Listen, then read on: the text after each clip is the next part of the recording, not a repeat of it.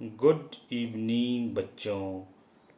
हम लोग पढ़ रहे थे कॉजेटिव वर्ब्स और कॉजेटिव वर्ब्स में हमने पढ़ा कि कौन कौन सी कॉजेटिव वर्ब्स होती हैं और उनका यूज़ कहाँ कहाँ पर होता है। कॉजेटिव वर्ब्स में हमने गेट और मेक दो को हमने पढ़ा कि आपको दिखा देते हैं। हमने हमने इसमें जो 3 वीडियो बनाई है, ये हमारी चौथी वीडियो है कॉजेटिव वर्ब्स में, कि गेट और मेक कॉजेटिव वर्ब्स हैं और इनका प्रयोग वहाँ होता है, उन सेंटेंसेस में होता है सब्जेक्ट जहाँ पर सब्जेक्ट स्वयं कार्य न करके किसी थर्ड पर्सन से कार्य करवाता है। हमने आपको बताया था पहले 3 वीडियो में, हमने बताया था कि causative verbs are used when the subject doesn't perform the action verb himself but get it done by a third person. जब सब्जेक्ट किसी काम को स्वयं न करके किसी तीसरे अर्थात थर्ड पर्सन से करवाता है तो वहाँ हम कॉजेटिव वर्ब्स का प्रयोग करते हैं, गेट और मेक का प्रयोग करते हैं। यह भी हम पढ़ चुके थे कि there are 2 causative verbs in English, get and make. हमने पढ़ा नॉर्मल केस क्या है, कॉजेटिव केस क्या है। नॉर्मल सेंटेंस में हम कॉजेटिव वर्ब्स का प्रयोग नहीं करते हैं, नॉर्मल केस में पॉजिटिव में करेंगे। आपने देखा मैंने काम किया, सॉरी मैंने किया या काम किया। यहाँ पर जो सब्जेक्ट है मैंने, ये खुद काम कर रहा है लेकिन मैंने काम करवाया। यहाँ पर सब्जेक्ट जो है मैंने, वो स्वयं काम नहीं कर रहा है। राम, यहाँ देखिए बच्चा पढ़ता है, बच्चे ने खुद पढ़ा, बच्चा पढ़वाता है, बच्चे ने खुद नहीं पढ़ा। ये पॉजिटिव केस है और पॉजिटिव केस में ही हम पॉजिटिव वर्ब्स का यूज़ करते हैं। गेट का हम प्रयोग पढ़ चुके हैं, इससे पहले वाले वीडियो में हम पूरा डिटेल में पढ़ चुके हैं हम गेट को। फिर भी अगर आपको समझ में ना आए तो ज़रूर मुझे आप बताएं और अगर ज़रूरत पड़ी तो मैं और गेट का वीडियो बनाकर आपको भेजूंगा। लेकिन आज से आगे मैं बात करूंगा मेक की। मेक जो पॉजिटिव वर्ब्स होती हैं उसका प्रयोग हम कहाँ पर करते हैं बच्चों, देखिएगा मेक, ठीक है। मेक का प्रयोग सजीव के साथ होगा। क्या आप बता सकते हैं कि गेट का प्रयोग किसके साथ होगा? बता सकते हैं? गेट का प्रयोग निर्जीव के साथ होता है और मेक का प्रयोग सजीव के साथ होता है, ठीक है। Make will be used with living beings. Make will be used with living beings. और गेट की अगर हम बात करें तो get will be used with non living beings, ठीक है।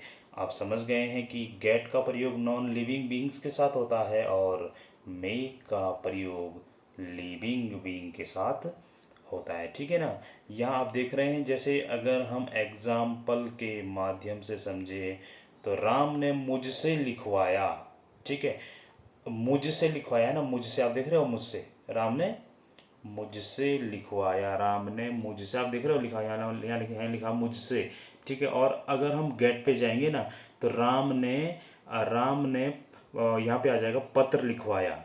मुझसे की जगह पत्र आ रखा तो पत्र जो है क्या है बच्चों, पत्र क्या है? पत्र आपका जो है पत्र आपका जो है क्या है? निर्जीव है और मुझसे क्या है आपका? सजीव है, ठीक है। तो इसका ज़रा ध्यान रखेंगे आप, ठीक है। इसका आपको ध्यान रखना है कि यहाँ पर हम क्या कर रहे हैं। यहाँ पर अगर मैं आपको गेट में लेके जाऊँ तो आप देखिएगा ज़रा, गेट में मैं आपको लेके जा रहा हूँ दोबारा से। गेट आप देख रहे हैं, राम ने पत्र लिखवाया, तो यहाँ पे पत्र क्या है भाई? यहाँ पे पत्र क्या है आप देख रहे हैं? यहाँ पे पत्र क्या है? यहाँ पर जो पत्र हैं, यहाँ पर जो पत्र हैं वो हमारे पास क्या है जी? पत्र हमारे पास यहाँ पे क्या है? पत्र हमारे पास यहाँ पे निर्जीव हैं, इसलिए हमने यहाँ पे गेट का प्रयोग किया, क्योंकि गेट का प्रयोग निर्जीव निर्जीव या फिर नॉन लिविंग बीइंग के साथ होता है। और वहीं अगर हम मेक की बात करें तो मेक का प्रयोग लिविंग बीइंग के साथ। आप देख रहे हैं ये पूरे सेंटेंसेस, अगर मैं आपसे दिखाऊँ ना, ये सेंटेंसेस गेट वाले दिखाऊँ ना मैं आपको, तो आप बताएंगे कि देख देख रहे हैं आप लोग, यहाँ पे यहाँ पे जो है, अगर मैं आपको बताऊं तो आप ज़रा देखें कि गेट का जो प्रयोग है, ठीक है, गेट का जो प्रयोग है वो किसके साथ हुआ है बच्चों? आप देख रहे हैं, देखो यहाँ लिखा है क्या, पत्र पत्र पत्र, पत्र पत्र पत्र, ये सारे लिखे हैं। ठीक है, आप देख रहे हैं पत्र क्या है, निर्जीव है, इसलिए गेट का प्रयोग किया। मेक में हम आ गए हैं, मेक में तो नहीं है निर्जीव। देखो राम ने मुझसे लिखवाया, यहाँ पर जो है मुझसे सजीव है, लिविंग बीइंग है, इसलिए इसलिए क्या होगा, इसलिए मेक का प्रयोग मैन वर्ब की तरह होगा। मतलब वही बात है ना कि अगर हम गेट वाले बना रहे हैं तो गेट का प्रयोग भी प्रथम पहली मैन वर्ब के रूप में होता है। मेक वाले बना रहे हैं तो पहली मैन वर्ब के रूप में मेक का प्रयोग होगा। गेट का प्रयोग वहाँ होगा जहाँ पर निर्जीव चीज़ होगी, निर्जीव वस्तु होगी, नॉन लिविंग बीइंग होगी, और मेक का वहाँ पर होगा जहाँ पर लिविंग बीइंग होगी। ठीक है, पूरा इसको देखें। राम ने मुझसे लिखवाया, यहाँ पर मैं सजीव लिविंग बीइंग हूँ, इसलिए मेक का प्रयोग मैन वर्ब की तरह होगा। ठीक है, दूसरी मैन वर्ब लिखना है यानी राइट, जिसकी फर्स्ट फॉर्म का प्रयोग होगा। देखो ये आपको ध्यान रखना है कि गेट के साथ तो थर्ड फॉर्म, लेकिन मेक के साथ वर्ब की फर्स्ट फॉर्म आती है। ठीक है ना, आप समझ गए हैं। यहाँ याद रखें, मेक वाले वाक्यों में दूसरी मैन वर्ब जो भी हो उसकी फर्स्ट फॉर्म ही लगती हैं, जबकि गेट वाले वाक्यों में दूसरी मैन वर्ब जो भी हो उसकी थर्ड फॉर्म लगती हैं। और दूसरी बात ये कि मैन वर्ब वो होती हैं, कौन सी होती हैं मैन वर्ब बच्चों, जो सब्जेक्ट नहीं बल्कि ऑब्जेक्ट करता है। अगर मैं कहूँ राम ने मुझसे भिजवाया, तो यहाँ पर सब्जेक्ट है राम। ठीक है, ऑब्जेक्ट हूँ, ऑब्जेक्ट कौन है, ऑब्जेक्ट हूँ मैं। मैंने काम किया, ठीक है, जाने का काम किसने किया, मैंने किया। ठीक है ना, तो फिर देख लीजिए यहाँ पे जो बात कही गई, पूरा मैं आपको पढ़ के बता रहा हूँ कि राम ने मुझसे लिखवाया, यहाँ पर मैं सजीव लिविंग बीइंग हूँ, इसलिए मेक का प्रयोग मैन वर्ब की तरह होगा। दूसरी मैन वर्ब लिखना यानी राइट है, जिसकी फर्स्ट फॉर्म प्रयोग होगी मेक के साथ, दूसरी जो मैन वर्ब होगी वो उसकी फर्स्ट फॉर्म आएगी, जबकि गेट के साथ दूसरी मैन वर्ब की थर्ड फॉर्म।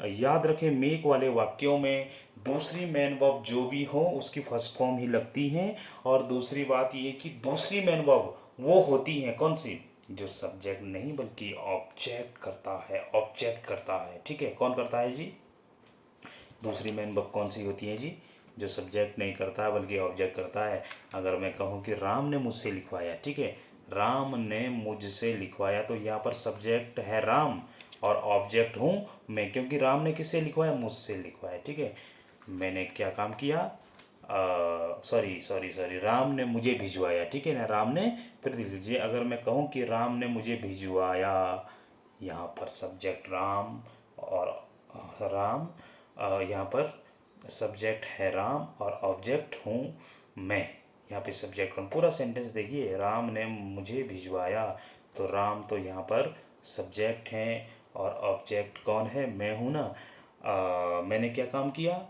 मैंने कौन सा काम किया, जाने का काम किया, इसलिए दूसरी मैन वर्ब, ठीक है, सेंड नहीं बल्कि गो होगी, गो, सेंड नहीं। राम ने मुझे भिजवाया, मुझे भिजवाया, यस, यहाँ पे हमारी जो सेकंड मैन वर्ब होगी वो सेंड नहीं होगी बल्कि गो होगी। आपकी बात समझ में आ गई होगी कि जो मेक वाले सेंटेंसेस होते हैं, मेक का यूज़, बात तो वही है पॉजिटिव केस, पॉजिटिव केस होना चाहिए। और पॉजिटिव केस में जब हम मेक का प्रयोग करेंगे तो कैसे करेंगे, मेक का प्रयोग हम वहाँ पे करेंगे जहाँ पर एक तो पहली बात तो लिविंग बीइंग्स हो, जिस सेंटेंस में लिविंग बीइंग हो, जैसे राम ने मुझसे लिखवाया, तो मुझसे क्या है, लिविंग है। इससे पहले हम गेट को पढ़ रहे थे, गेट में आया था कि राम ने पत्र लिखवाया, तो पत्र जो है नॉन लिविंग था तो गेट आया। और यहाँ पे राम ने मुझसे लिखवाया तो मुझसे आ गया, तो मुझसे सजीव है, मुझसे सजीव या लिविंग बीइंग है, तो यहाँ पर मेक का प्रयोग करेंगे। और मेक वाले सेंटेंसेस में हम यह याद रखेंगे कि पहली जो मैन वर्ब होगी वो मेक होगा, और दूसरी जो भी मैन वर्ब प्रयोग होगी उसकी हमेशा फर्स्ट फॉर्म आएगी, जबकि गेट के साथ उसकी सेकंड फॉर्म आती है। आप इसको देख लीजिए, राम मुझसे लिखवाता है, राम किससे लिखवाता है, मुझसे। फिर वही सेंटेंस को तो आपको याद रखना ही होगा, टेंस का यूज़ तो यहाँ पे हो ही रहा है। टेंस कौन सा टेंस कहाँ पर है, कहाँ पर यूज़ हो रहा है बच्चों, टेंस तो हमें आने ही चाहिए, ठीक है। टेंस नहीं आएंगे तो थोड़ी दिक्कत होगी। मैं राम मुझसे लिखवाता है, Ram makes me right. Ram आया, मेक आया, मेक आया, और ई एस इसलिए लगाया क्योंकि राम सिंगुलर सब्जेक्ट है, और लिखवाता मतलब लिखना, लिखवाता मतलब लिखना, ठीक है।